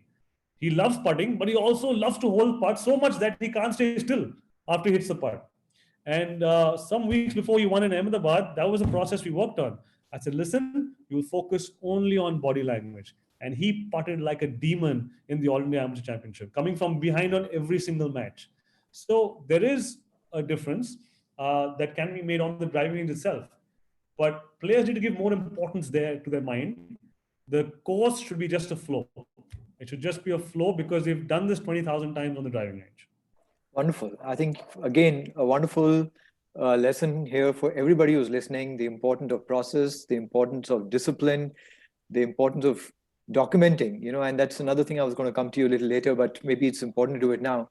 I've been a stats student myself, big believer in the process of stats. I should correlate for 5 years, I actually wrote every single shot I hit, either on a range or on a golf course. So I know how much difference it made to me. And I was correlating thoughts with the way the results were happening. So tell me one thing. I mean, you initially devised your own process. Now you're using your existing software. But tell us a little bit more and the importance of, keeping stats, assessing them, and using them. Yeah, so we do. I've always been a proponent of stats. Right from the time I actually developed my own stats program, which was called Trace, and I think the IG used that for a couple of years under Digraj Singh, and then I moved on to an Australian software called Shots to Hole, and now I'm actually building my own software because not only am I documenting performance in competition, at my academy we document practice and really deep. So if I give you an exercise to do a wedge play drill, you're going to tell me what your average miss was. Was it left, right, short, or long, right? And what your average contact was. Was it good, or were you hitting more shots thin or heavy, and things like that. So if I can just share my screen, Digraj, for a second, can I do that? Yeah, please. Would love to see that. Yeah. Yeah. So if you look at all these, I'm not sure. Can you see my screen? Yeah, it's all the other slides have come through. I think if you just share one of them, it'll get a little clearer. Yeah. What I'm trying to show you is these are all the metrics that we kind of capture on all the players, right? Wonderful. And, I have different Excel sheets where I capture different things. In fact, if you look at the physical training one here, this is the training diary where every player actually captures their entire day. So my fitness team can actually predict injury. That, you know what, last week your load, you were overloaded, or there was inconsistency in the load, and so you're at a risk of injury. Coming to simple practice drills, we do on-course practice drills. For example, here I have Aryan's bunker shot practice drill, and this is where we send the players on the golf course and we get them to document their success rates. And funnily, if you look at Aryan on average, right, he's about the same in practice as he is in competition. So he knows that if his practice improves, his quality of practice improves, he's going to improve, in competition as well. So all of this put together, every little thing that we do, and there's something else that I developed this year, which I think is where we actually get the players to document their mental state in tournament. Look Very at this nice. Yeah. player right over here. Okay, you can see his success rate was very low in chipping, and this is the mental success rate, right? And this is what he found in New Zealand, and he tried to improve that. And at the very next tournament where he finished, I think he finished third, shooting 16 under par, his chipping moved up to 100% because he knew exactly where he needed to focus when it came to the mental side of the game. Excellent. So all of this is what I like to kind of record. And I know a lot of the players sometimes find it a little bit tedious, but stats are so important. But I have realized the importance of statistics in practice, not just competition. And there's a direct correlation between how well you practice and how well you actually perform. So my players are very busy at the academy, actually documenting day to day how good their practice is. And funnily, it's correlating to what they're playing. So while we look at the performance statistics, definitely, and we want to improve something, we just focus on the practice side of it. So we have technical practice at the academy, but we also have performance practice. And we do about a 3-to-1 ratio there for the players who are already established, and maybe a 1:1 ratio for the players who are still learning. But even our young kids at 9 and 10 are learning how to document. It's a discipline that we have at the academy, and I'm very, very, very anal about it. I pull them up all the time because all of this is on a folder that I share with the player. And this is what I'm actually now building into a software, and I'm hoping to share it with all academies like yours so that you can also benefit from all this quite amazing stuff. And, when a player looks at numbers, he doesn't argue with you. If you say, you should practice, but no, so I practice my bunker a lot. But if I say, hey, you know what, look at the number of hours you put in bunkers, or look at your success rate in bunkers, it's not the best, because sometimes the players perceive that they're really good at a particular aspect of the game when they're actually not. Maybe he's made a lot of 3-foot putts, so he thinks his putting is great. But if you look at his average putts between 10 and 15 feet, it's like, 17%. That's 13% less than the tour average. You're not that good. So when a player sees numbers, it's very, very good for them. And and when you collect data as a coach, it's you're talking from a point of authority all the time, so the players can't really argue with you. Very And nicely explained. Sorry, go ahead. and the other good thing about this is it also tells you, for example, I'll take Aditi again. Aditi never missed a single round entering her stats. And today she's on the LPGA tour, right? It tells you where the player is going. If you have a player who's lazy and says, I don't want to do this and not entering his data, and we have players like that as well, right? That's fine. But it tells you straight away where that player is going to go. So, I really use stats. I've used it to my benefit, to the players' benefit as well. Many of them don't understand it initially, but once they get the hang of it, they love it. So, I expect most of my players to travel with their laptops because they have processes they follow, pre-round, post-round. And so really there's no time to think. You finish your round, you have your lunch, you enter your stats, you go back home, you rest, you come back, you play. It just becomes like a solid routine. And the beauty is sitting here in the academy, I know what every player is doing wherever they are in the world because we're connected online. Excellent. I'm so glad that you explained it the way you explained it, because the importance of correct practice, capturing the data, giving you a sense as to what and how your thinking is affecting your shot patterns. It can actually transform the way you play and give you the confidence when you're under competition. I'll share this very, very briefly because fortunately, as a kid myself, I got an opportunity.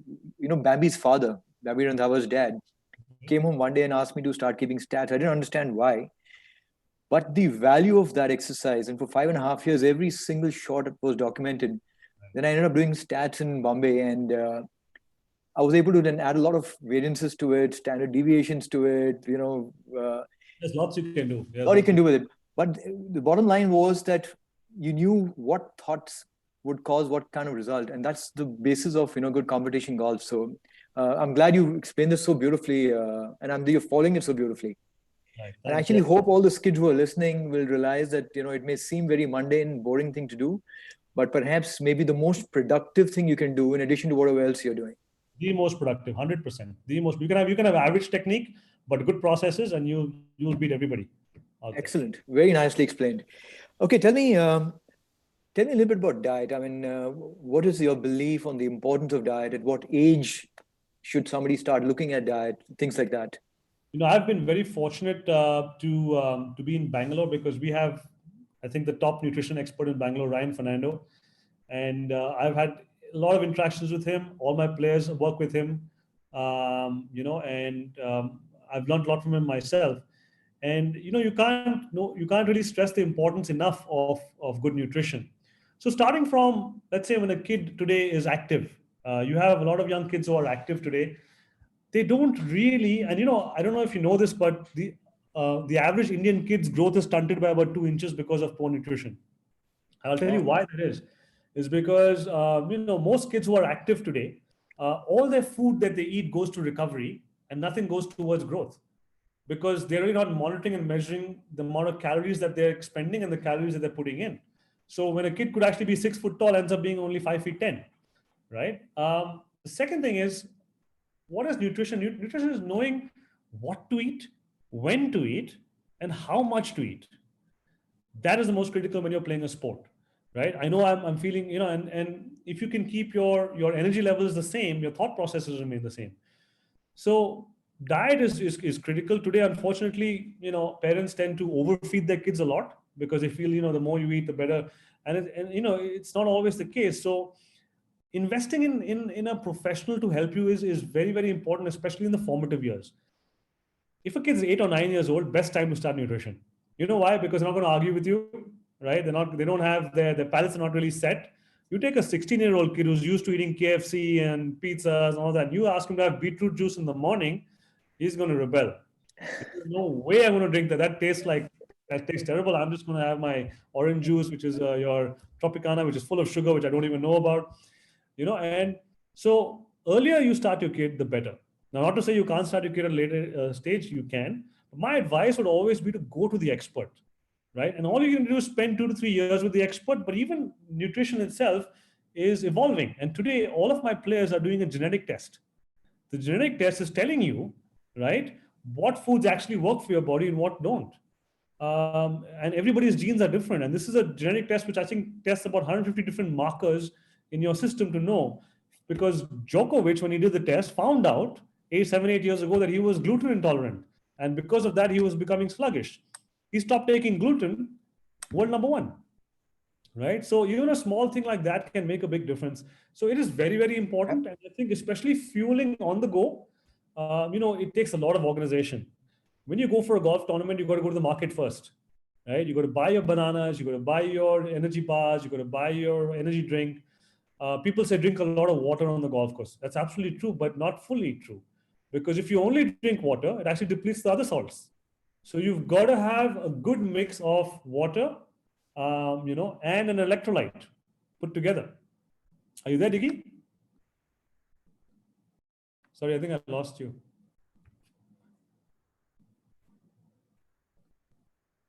Are you there, Digraj? But we all can hear you. Can you hear me? Can you hear me now? Yeah, I can hear you. Sorry. Yeah. So what I was saying is that Hello? you've got to be very organized. Yep. And that level of organization can only come into your life if you actually work with an expert. So even at our academy, we have a nutrition expert who meets the kids. So funny thing at the academy is our kids weigh their food before they eat it. So you tell a kid that you're only allowed 100 grams of chicken, you can be sure he's taking 300 grams. And because they don't know what 100 grams looks like or what 100 grams. So we have a weighing machine in our dining hall, and because our nutrition expert is looking at each kid's requirements, right? Now, of course, kids will cheat. They will measure 150 instead of 100 and still take the food. But obviously, there's a certain amount of integrity that's required there. But, kids are overdoing the protein today. They're not having enough vegetables. And you always see the kids gunning for the meat first, especially the non-vegetarians, So if I can help them to balance it out, and I think one very good rule would be the 25% rule, where you have 25% carbs, veggies, dal, put that all on your plate, and you're pretty good. So nutrition is super important. I can't stress the importance of it. Knowing what to eat, how much to eat, and when to eat, I think very critical for peak performance. One of the experiences I had was when I think Viraj started working with Ryan, and Viraj used to always have this issue of, not having or maybe energy spikes in the last 4 holes. And I think that's where Ryan really helped him. And, he knows exactly what to have now. He feels the dip in energy and, really helps him.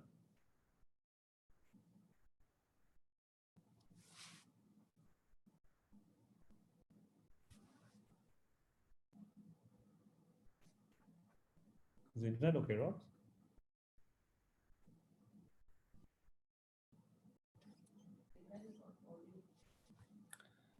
Digraj, I seem to have lost you. I'll just wait for you to get back on. Yeah, I think he's just gone off.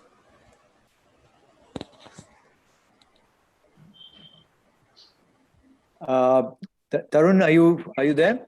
Yes, Digraj, I'm here. Sorry, I think there's a bit of a unstable, connection here. The internet's a little unstable, but in case I drop off, I think I'm coming back also automatically. There's some problem here. Actually, there's a bit of a storm coming on in Delhi at the moment. Okay. But Tarun, that was again wonderful. The information on right nutrition, even though I think I might have missed a few bits of it, and I hope others have been able to get the answer what you were saying. But can you hear me right now? I can hear you, yes. Okay, just coming to just 1 or 2 more questions before I start taking a lot of questions, because there's some questions that are floating around, but the information has been so wonderful. I think it's of great value to whoever is listening. So I just want to introduce you to, or maybe just ask you to tell me a little bit more about your take on technology and how much of it are you using at the moment? Yeah, technology definitely useful. I have the launch mod, I have a flight scope, I have the SAM Putt lab in my studio, I have the Capto putting technology as well. I have the SAM balance lab, which is a force plate. But I'll tell you, probably I use it very, very, very sparingly, to be honest. It's just a tool that we can use to kind of corroborate what you see. I'm not really a big proponent of selling my academy based on the technology that I have, because that's not what I've used to create players. It's definitely useful. I think that every coach should have technology, but most importantly, should have a good understanding of how to use technology, because if you have technology that you don't understand, it can actually harm the player. If you don't know exactly what to look at, if you're giving information to the player that you don't require, because just a sample lab, which I do with my players a lot, I'm very specific in what I'm looking for, and I need to know what I want to tell the players. Because sometimes you could have a player who has, let's say you have a player who's instinctively aims 2 degrees to the right in putting, and tends to close his club face by 2 degrees and holds all the putts. And I put him on the sand putt lab and I see that he's aiming 2 degrees right. I don't want to tell him that, because he's got matchups, he's got tendencies which basically, bring him back online. We really don't need to worry about that. So I could, if I were to, and the thing is, the subconscious is a very powerful thing in a player. And if you tell him that something's off here, you're not aiming well, you could really ruin him, because he starts to think about it when he's playing. So same with the flight scope or the TrackMan. You've got to be a little careful as to what you. And I think people are using the TrackMan today. I would use that primarily for skill development more than anything else, because most of the other things you can actually see using camera and stuff. It is definitely useful. It's helped me improve a lot of players, whether it's their driving or their approach shots or even wedge play today. But I wouldn't overdo it, and I'll be very careful as to the information I share with the player.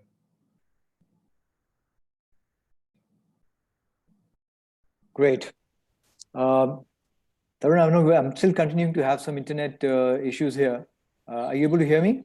Yes, very clearly, Digraj. Okay, just maybe one or two questions more. Tell me, how do you go about a very important soft skill element like etiquette, humility? How do you make sure that the kids are, first of all, the belief factor in that? The other is, how do you make sure they imbibe it? Beautiful question there. I think you hit the nail on the head in terms of what I would really look for from my academy. And TSG Academy is all about building great individuals. I think the golf is secondary in a large part. Building great individuals who are humble, who have good manners, who respect their bodies, respect other people, and really building young athletes who are going to be active for life, and hopefully will pass on that to future generations. Very nice. So we have a lot of meetings at the academy. We have a lot of player meetings, which is a lot of fun sometimes. And we do various things. We get them to maybe do some public speaking. We teach them things like, so if you look at a TSG Academy student, most often if you say hello to them, they'll take their cap off and they'll shake your hand. Small, simple habits that we try to imbibe. And the humility, the nice part is that we do have players like Viraj and Trishul who come into the academy very, very often, and they stay for long periods of time. And their humility actually rubs off onto everybody else.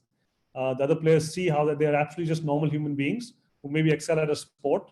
And I'm very thankful to have players like that who are able to teach my younger kids the right values. So we place a lot of, I would say, impetus on that at the academy for sure. And it all comes from the coaching and the coaching staff as well. We don't allow caps indoors. So if anybody's wearing a cap inside, we confiscate it, even though it may be their favorite cap. Many students have lost their favorite caps.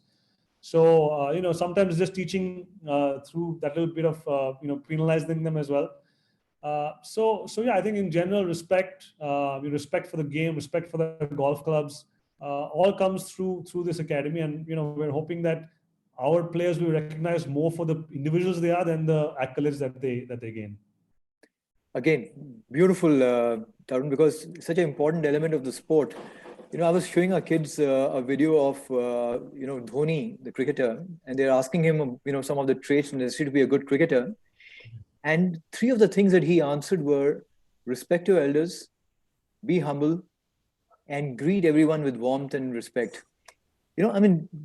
Things like that to be a great cricketer. And, it's, and I'm glad you're talking about the same thing, because that's what a good human being is about. And that's what helps him perform when he needs to perform. And that's our challenge, right? That's our challenge as coaches, that we need to focus there first. The golf will always flow, right? But we need to focus there first. A simple thing like, standing up and an older person walks into the room, those things nowadays are lost on these kids because they're so busy looking at their cell phone and playing PUBG or something. They don't even realize when something like that is happening. And they don't True. realize the Very impact. true. Because if you look at it from the other standpoint, today what's most important for a youngster is to have a sponsor someday, right? To have somebody who backs them. And if you don't have good manners, if you're not really well known in that circle, no one's going to come forward and sponsor you. Today, it's not about performance. To a certain extent, it may be. But if you're not a good individual, you're not somebody who people look up to, you're not a role model, nobody wants to put their brand name on your t-shirt. So that's another important part about becoming an elite player. Very nice. I'm glad you've stressed on that again. Tarun, there have been some wonderful gems here, but I want to know you to just tell me a little bit more about what your advice would be to parents. Taking into account the journey a child is going to be living, and the role that they play. Obviously, parents are important, but from the golfing perspective, from the sporting perspective, schooling in mind, everything. Very, very true. I think parents have a tough job, Digraj. They have these young kids today who are telling them, I want to be a professional golfer, 9, 10 years old. The poor parent is caught between, the education space and the golf space, and, the fact that other kids are doing better and other kids are doing worse. And the most important thing is parents talk to parents, right? And that's also very, very, very, can have a lot of misinformation happening there as well. So one of the things I would always advise parents to do is talk to your experts and trust them first, rather than talking to other parents. Talk to experts, and you have to. You're the only support system for your kid. And I'll tell you, most parents, at the end of the day, the kid is coming home trying to make you proud. So what you say to them has a big impact on their success in their life, both as a human being as well as a golfer. Talking about the subconscious mind, and I think parents need to understand the power of the subconscious mind. Up till the age of 11, your kid's subconscious mind is very, very powerful. So everything that you say to your child up to the age of 11 is getting absorbed in their subconscious. So for example, if your kid comes home after a bad round of golf and you say, why did you play badly? You practiced so much, but still you played badly. The kid is being programmed to believe that he or she is not good enough. So what happens is that when the kid is 16 years old, the subconscious mind has become so programmed that they're standing on the first tee of a golf tournament, and consciously they're telling themselves, you know what, I'm really good. But the subconscious mind comes and erases that and says, no, buddy, you're not. You're useless. And they're never able to play a tournament after that. And this is why you see the so-called burnout happening, right? We've all heard about burnout. Burnout is basically when you're so, you're so caught up in with this whole thing about succeeding. So for parents, I would say, I would really like you guys to focus on teaching your kids how to fail and be okay with it, and get up again and try hard again and fail again and be okay with that and enjoy that process of failure, right? Because that is what's going to make you stronger. Because if you don't get used to failing and be okay with failing, and that is where I feel all of our kids are so programmed for success now, right? You got to go to IIT, you got to go to IIM, you got to be this, you got to be number one in India. No, you don't. First, let's miss a few cuts, right? Let's hit a few balls out of bounds. Let's hit a few balls in the water, so you see it's not that bad. And then when you see the water hazard again, you're not afraid to hit the ball in the water again. So you'll just smash it like, way over. That is what a parent should be. I want to see parents go on the golf course and tell their kids, I want to see great body language. I want to see you walk with your head held high. I don't care about the score. I will never talk to you about the score ever again. That is what I would think that parents can do to really elevate their kids. And whether they make it in golf or not, they may take up a business. They may join your business, but they will not be afraid to fail. They will not be afraid to take tough decisions. Today, when I travel on the tours, and I travel a lot with my players just to see them play, I only see fear of failure. Every kid out there is afraid to fail, right? I want that to change. I want kids going out there on the first tee box, and when everyone else is hitting a 4-iron because it's a narrow fairway, I want to see kids taking a driver and smashing it down the middle because they're not afraid to hit it out of bounds, right? And that comes from home, guys. That really comes from home. So if you as a parent can teach your kids how to think like a champion and not be afraid of anything in life, right? You see parents today, I see a lot of you guys, when you're walking with your kids, if the kid hits a bad shot, your body language changes. You start to put your head down and say, oh, yeah, Obi maar diya. You should say, no problem. Hit the ball out of bounds and hit it 80 yards out of bounds, but hit it without fear. That's what I want. When they come home from a tournament, ask them about their processes. Don't ask them about the score. If you want the score, go to the score sheet. call up the IGU, they'll send you the score sheet, right? So I think you need to build your kids up, right? And for you parents, you don't realize how powerful your word is. The coach will say stuff, no doubt. The coach is also powerful influence. But your word, parents, is so powerful that if you can just teach your kids how not to fear a negative outcome, we'll have so many more champions in sport today. The thing is that whether it's education, you're afraid to not get 90s. If you're, so what if you get 70s? Did you enjoy writing that exam? Right? So what if you didn't win the tournament? Did you enjoy yourself out there? And then suddenly we have a much healthier generation of youngsters, right, who are not afraid of anything. And if you ask me today, the difference between our players and the players abroad, the way they've been conditioned, have no room for failure. Because in America, the junior golf or the whatever is so competitive that there's no room for that. Either you're great or you're no one. Whereas in India, there is room for that. And we need to change that part. So definitely that's the first thing. The second thing is invest in your kids, right? Let's spend on good coaching, spend on good nutrition, because don't look at it only from the golf standpoint, right? They will be healthier in general. They'll be active for life. They'll have good, strong physiques, and they'll pass it on to your grandchildren, right? So invest in them in that sense. And don't make everything about success when it comes to scores in golf. Success should be tied to your processes if you can, right? How well you walked. When you walk on the golf course with your child, look at how beautifully they're dressed. Look at how well they greeted people. Look at how they stood up in the dining hall when an elderly gentleman walked into the room. If that has been done, we have achieved something, right? Not if they finished first, second, third, or whether they got a podium finish or not. That is secondary. If it happens, great. That's a byproduct, right? Invest in your children in that sense. And I think your kids will grow up to be great individuals and hopefully champions as well. Tarun, I've just loved this answer. I think there was so much value in this answer in itself that my compliments to you. You expressed it beautifully. And I just, because, everything that you've said, there's a lot of measured thinking behind it. And I know it's come from seeing lots of successes in the parenting journey and lots of failures too. But eventually, I think what you're saying is so spot on, because eventually you're trying to build that internal subconscious confidence in a child that the fear of a bad shot or of hitting a bad shot or a double bogey doesn't scare them anymore. In fact, they come back, bounce back, and they say, okay, I can still make a couple of birdies and get back. That attitude, once you get, which comes from the house and from everywhere else, can make a huge difference to a child. So beautifully answered. I really enjoyed that answer. I must tell you, 100 out of 10. That. Okay. One last question for me, and then I'm going to open it up to everybody else. What you've opened up there in the academy and the kind of value that, kids are seeing now, it's more than just the golf swing. And I'm talking from an Indian perspective. India was the land of Nalanda. India has had some great education institutions. But let's talk golf for a minute. What can help India become that hub for maybe Southeast Asia, where the best players come and coach here and then go out and take it further? What do we need to do to have more of these happening? So, the first thing I would say, and I think it's a very important aspect, is that we, all of us Indian coaches, need to get together and work together.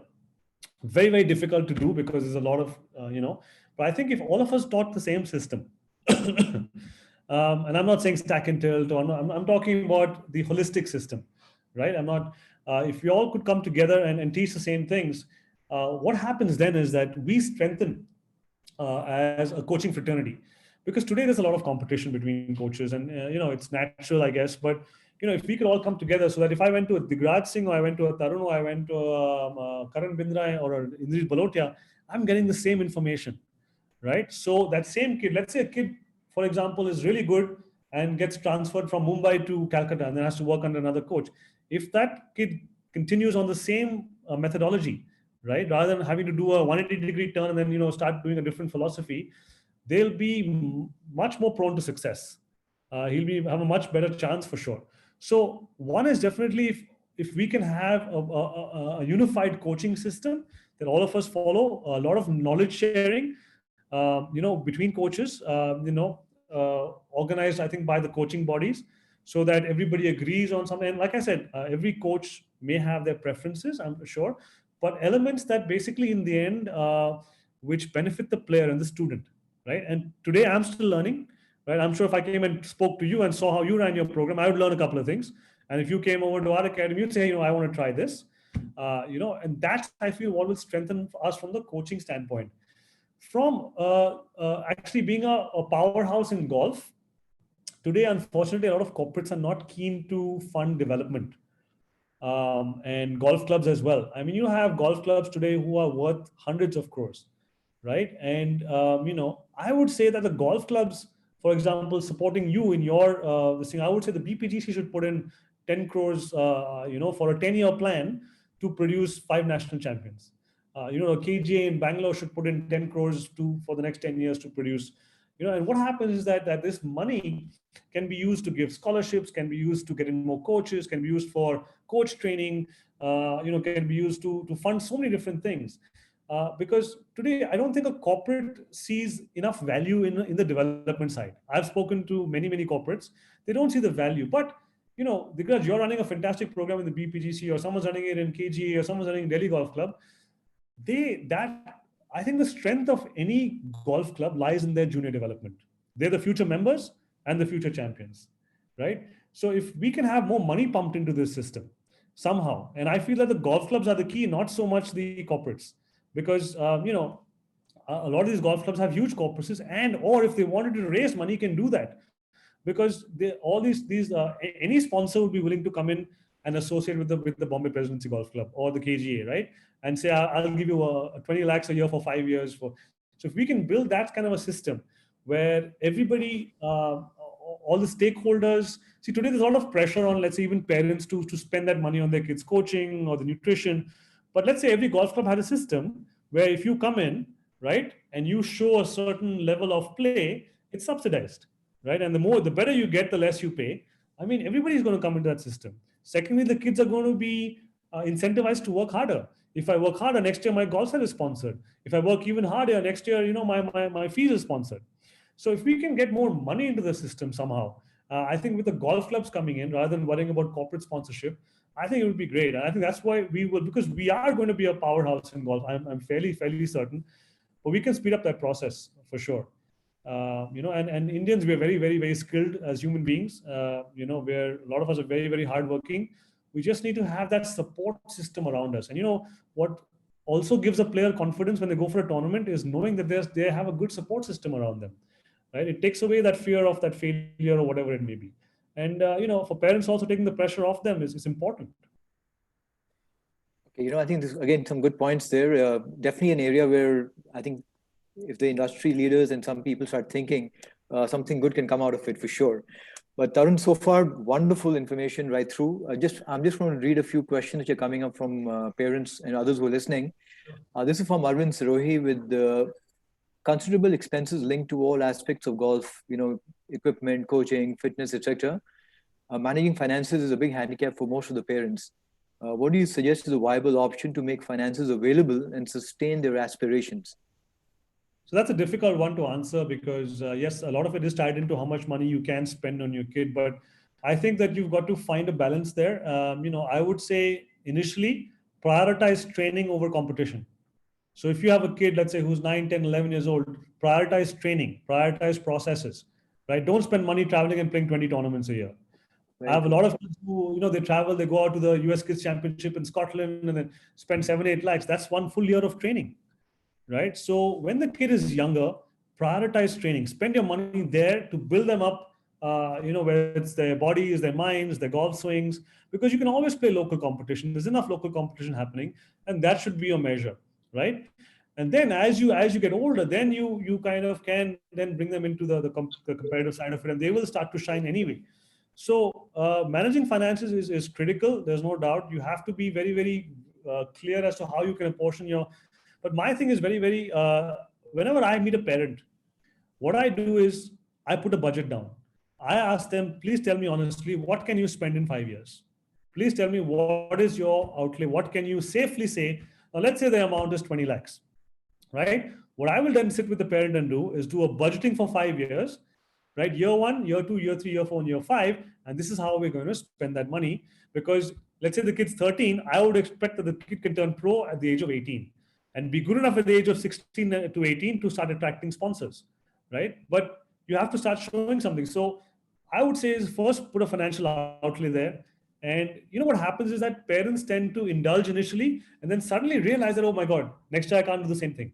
I would say you plan your finances out because you know what your savings are, because it is going to cost money. There's no escaping that. Any good coaching and any good team that you build costs money. But if you really build that budget over 5 years, then you're never going to have to pull the kid out and break his heart after 3 years saying, I can't afford this anymore.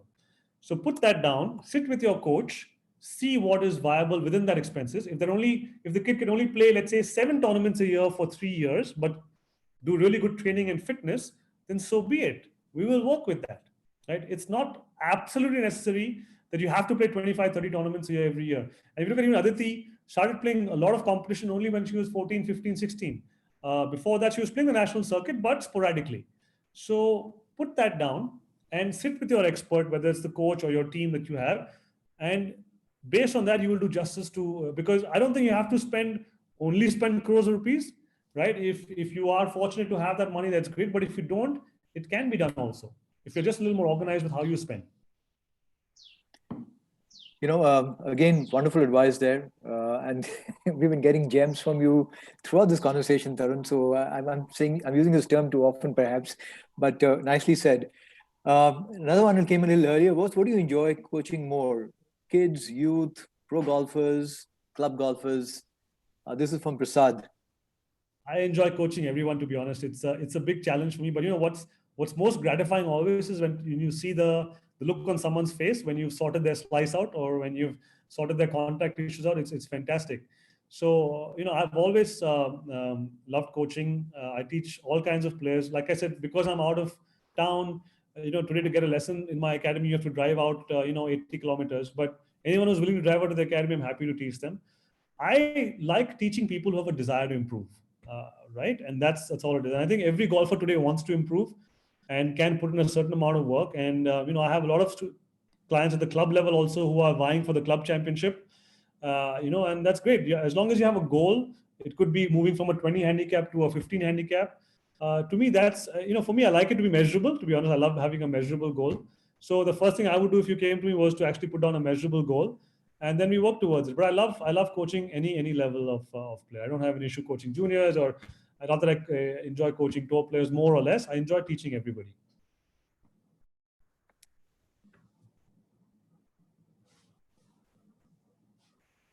Excellent. Okay, what do you look for kids who come to your academy? How do you judge whether they're good enough for the academy? And is there anything you specifically look out in the technique? And finally, are there any scholarships? Very, very good question. How do we judge? So today, I have not come across a single kid who isn't talented. I have not come across it yet. But what I have come across is kids with different commitment levels. So for me, when a parent asks me if my kid has potential, does my kid have potential? I don't answer that question immediately because I can't answer that question immediately. What is a kid with potential? A kid with potential is somebody who's been in my academy for a year and has followed the protocols day in, day out with that discipline.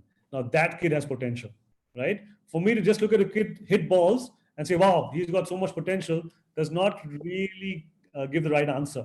So for me, I need to work with a player for a period of 6 months to a year, and then I'll tell you. In fact, you yourself as a parent will know whether they have potential or not. And I've had a wonderful experience with a kid from Hyderabad who got into the system at the age of, I think, 13 or 14, and his parents couldn't believe how disciplined he became after 1 year of being at the academy, right? And within no time, he was number one in the South Zone. Now he's on the national circuit. But that is how we judge a player. Because see, technique, I can't look at anything in technique, right? Because I will fix it. If there's a technical issue, I'll fix it. If there's a fitness issue, I'll fix it, right? But do I get that level of commitment from the kid after 1 year?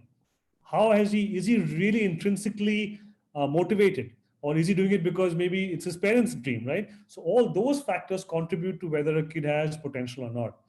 And when it comes to scholarships, yes, we do give scholarships at the academy. Not too many, unfortunately, because we are still a startup.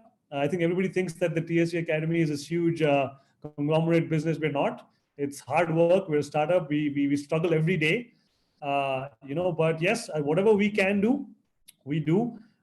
We do sometimes look for individual donors when we have a kid who's got potential, to support them for 3 to 5 years. We try our best. We don't have a scholarship system, to be honest, but we try our best. In fact, it could be one of your closest friends who's got a lot of money, who we may have to approach and say, you know what, can you give me X amount of money for X years? And, I need to support this kid. We try our best. We're not super duper established where we have a corpus of money. I'd love to be there someday where I can give out scholarships, but we're hoping to get there. Wonderful. And hopefully you do get there very quickly. Yeah, there's a good question from Romit. He says, hi, Tarun, good job. Could you also share how much would it cost a parent to enroll with your full-time academy training program, which includes competition play as well? So competition play, I don't know, to be honest, but our full-time program costs 16.2 lakhs a year with academics. And see, our program is unique because it's a 365-day program. We have no holidays, right? So your kid, once they comes into our academy, is living with us through the year. Of course, you can take them home, when you feel like for Diwali or something like that, but it's a full year program. And competition costs are extra, obviously, but the beauty of our academy is that the kids love it so much they don't even want to go home, and that's been our real. I think it's a real thing for us, because I have parents calling me saying, Tarun, it's Diwali, and my son says I don't want to come home anymore. It's a New Year's, and I want to see my kid, and to me that's a huge compliment. Because I think the environment is great. But yeah, that's pretty much the annual. You couldn't get a better compliment, actually. Yeah. Absolutely. You couldn't get a better compliment. In fact, even right now, in this time of lockdown, all the kids are calling me incessantly and saying, when can I come back? When can we come back to the academy? Because we're really missing it. So yeah, that's pretty much it. And then we also have the part-time programs, well, the various different programs that we have. But the normal full-time program, that's the cost. And yeah. Okay, great. So will we be playing amateur tournaments while training at the academy? This is from Sai. Will you repeat that question? Will we be playing amateur tournaments while training at the academy? So, the tournaments will come up, obviously, once you join our academy, Sai, I think you're coming in a few months. We're going to have to first assess where you are with your game, right? And we're going to have to see how much work is required before we can kind of unleash you on the world of competition. So you might have to wait 6 months before you can actually go out and play a tournament. But that being said, within the academy, we have a tournament every month, right? And it's a tournament that's basically a fun 2-day event that we have, where you're going to basically play against everybody. And if a Viraj and Trishul is on campus, you'll compete against them as well. And the rule in our tournaments is that if you don't finish under par, nobody wins a prize. So, okay. We follow a system of adjusted tee boxes based on your ability, just like Romit does for the US kids as well. So you do have a chance to showcase your skill, but it's a lot of fun, and it's a great measure for you. And when you're ready, yes, we'll send you out to play amateur golf for sure. And hopefully someday, you'll turn pro. So Sai, looking forward to have you at the academy when the lockdown. Well, Tarun, I think we'll work towards concluding the session. It's been fantastic. I mean, I've just learned so much just hearing you out. Very happy to see what you're doing, and that's the kind of compliments I think we're getting from across the place. Some great feedback I've had, already coming in. So thanks for sharing so much, and thanks for adding so much value to whoever has listened to you over this last hour and a half. It's been fantastic. I use this comment very often that in every conversation there is gold to be mined, and again I think today you've given us wonderful nuggets right through. I just hope everybody goes out there, looks at these recordings once, again in the future, because it's going to help them in every stage of the child's growth. So, Tarun, wish you the best. Keep on creating a lot more champions. India needs them. And I hope you get all the commercial success that you need so you can even do even more of this going forward. And I look forward to coming and spending some time with you as well. I'm looking forward to that. And if I'm ever in Bombay, I will definitely, take some time from you, because I've got so much to show you. I'm really excited. Now that you're running the program in Bombay, I think Bombay's got a lot of potential. And I think with somebody like you at the helm of things, if we can work together a little bit, I'm sure we can have a lot of talent emerge from there as well. Tarun, we're going to do that because fortunately we have a wonderful committee which is really pro juniors. They've showcased it. They're actually putting their money behind their intent. Couldn't be better. So I think it's a great time. We'd love to have you over. We'll fix something up. Sounds good, again. Look forward to meeting you. All right, great. Thanks everybody for being on, and wonderful. Really enjoyed it. Thanks so much, Tarun. Thanks so much. Bye-bye. Bye-bye.